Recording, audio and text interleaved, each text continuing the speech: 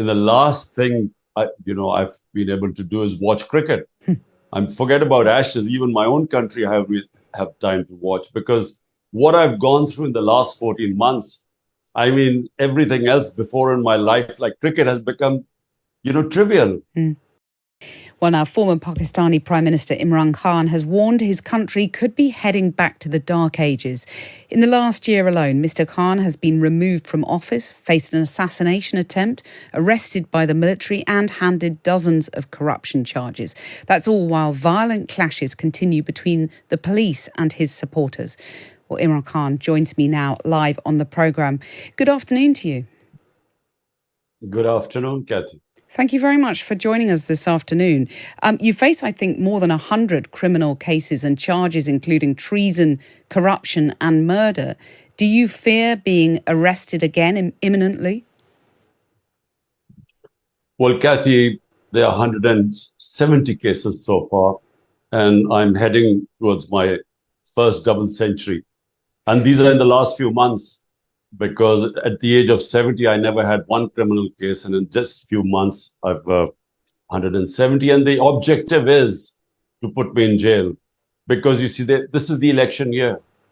And my party is by far, right now, the biggest party, the most popular party in the country. According to all opinion polls, in the by-elections, we won 30 out of 37 by-elections. So the establishment has decided that whatever happens, I should not be coming back into power because they were the ones who removed me 14 months back. Well, and so all this is going on really to ensure that I'm disqualified or in prison, so my party loses the election. Well, whatever happens, if you are thrown in jail, if the worst happens, will you and your party continue to run for those elections?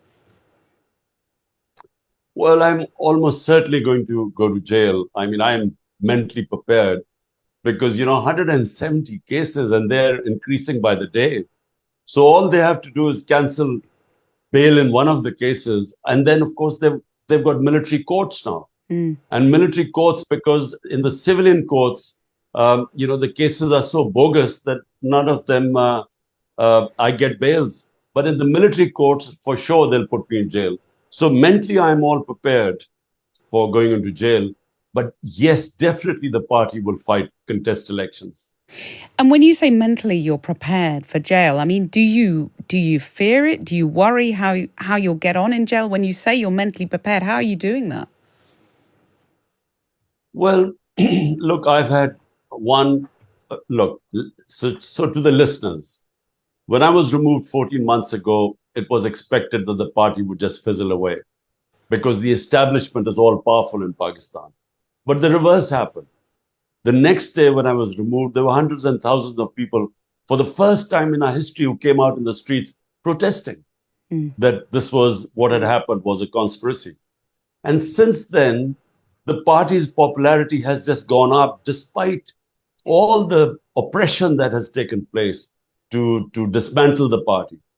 And so why do I feel right now I will be put in jail? Because I had one assassination attempt. Because when the party was still growing, that's when they tried to remove me physically. Then on the 18th of March, there was a second assassination attempt on me, which I was very lucky to get away with. So I feel that they are determined that whatever happens, those who removed me do not want to see me back in power. Do you worry? And therefore, Yes. Apologies. I was just going to ask you, do you worry that you might not live to see the elections at this rate? Look, I'm, someone who's quite fatalistic about this thing. I believe that, when your time comes to go and it's in God's hands and, nothing can stop it.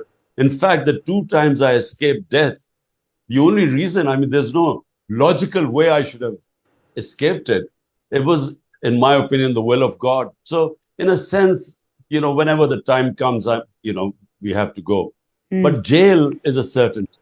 And jail is a certainty because they feel it that if I'm inside and not campaigning, then my party will not win elections. Although 10,000 of my workers are in jail as I speak.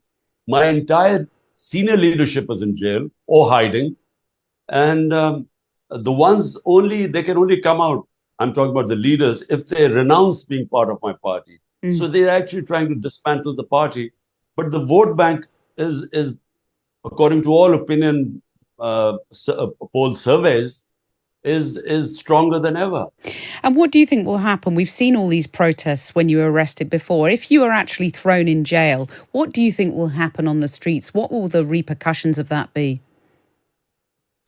You know, Kathy, the reaction to the way I was uh, manhandled, the way I was picked up like a terrorist by commandos, where I was sitting in the precincts of the High Court.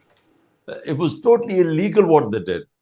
And it was the way they beat up everyone and then they and treating me like some sort of a criminal. So that's what got the reaction. Because all they had to do was show me a warrant and I would have gone to jail. They didn't need commando action to get a 17-year-old man to pick him up like that. So therefore, that created a reaction. But I think what sort of a reaction, I don't know really, because the oppression right now, we have never seen such oppression in this country. I mean, I've seen three martial laws. I was in the opposition under General Musharraf's martial law. I was in jail for 6, 7 days. But it was liberal compared to what's going on right now. Wow. I mean, the media is muzzled. One of our best investigative journalists was hounded out of the country, killed. One of the second best guy has disappeared for 40 days. And then 5 or 6 of our top media guys have left the country. So this sort of oppression is unheard of. My name cannot be mentioned on television. I mean, forget about making speeches or interviews. I cannot be mentioned on television. Well, the cases against you are registered under anti-terrorism law. The government says that your supporters used petrol bombs and that they're therefore justified in using that law. What do you say to that? Look, you know, in France you have demonstrations.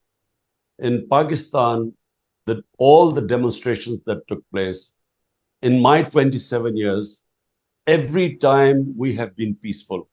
It is a constitutional right to hold peaceful demonstration anywhere.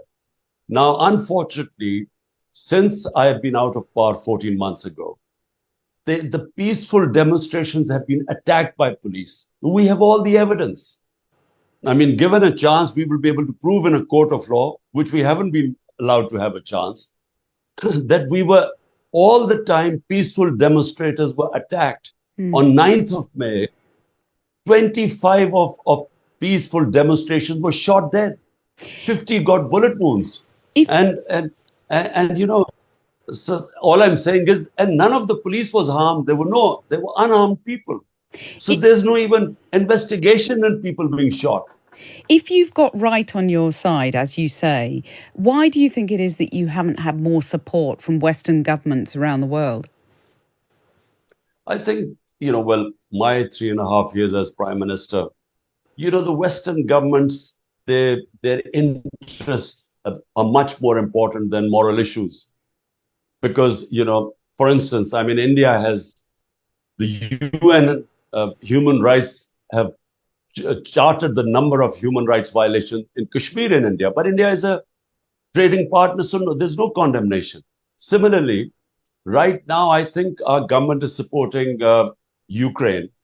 And so, therefore, although they know that this is an undeclared martial law in Pakistan right now, our democracy is being dismantled.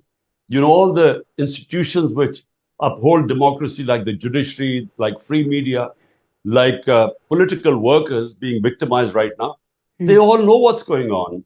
But I think that, you know, there's no condemnation from the governments. There is some from the media, Western media, but none from the governments.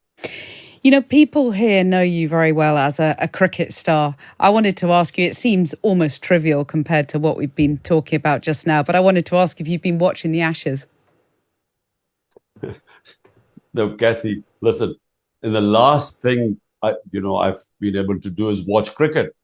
And forget about Ashes. Even my own country, I have time to watch, because what I've gone through in the last 14 months, I mean, everything else before in my life, like cricket, has become, trivial. I mean, it's sad because, obviously you're so consumed by your political troubles, understandably so, of course. But I wonder whether when you talk about mentally preparing yourself for jail and staying strong, as it were, does the memory of your sporting success keep you going in some way? Do you know what? My cricket, I hardly remember much. I learned lessons from competing on the cricket field, which helped me in my latter life, whether I was, building this cancer hospital, which was for the poor people.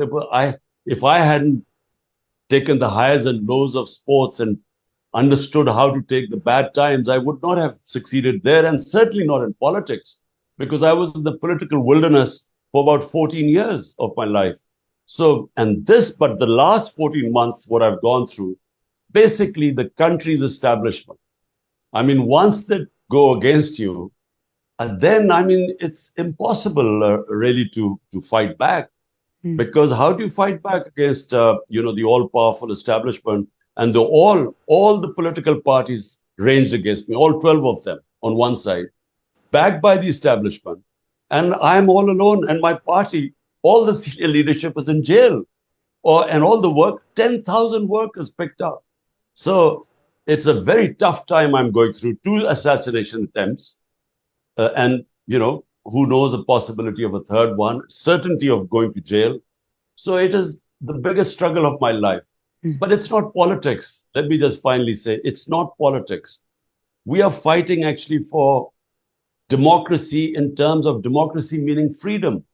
And democracy can only come when there's rule of law. When you have the powerful in a country above law, as it is the case in Pakistan, I'm afraid the country has no future. The people who die crossing the Mediterranean, or going over from South America to North America, immigrants who risk their lives, all are escaping countries which do not have rule of law, and hence are called banana republics, or where there's poverty, are moving towards countries which have rule of law, which have democracy, freedom. So this is what we're fighting for in Pakistan. I Yeah. started my movement 27 years ago, movement for justice. It was for movement for rule of law. That's the crucial issue at stake. Thank you so much, Imran Khan, for making time to talk to us this afternoon on the programme. Thank you.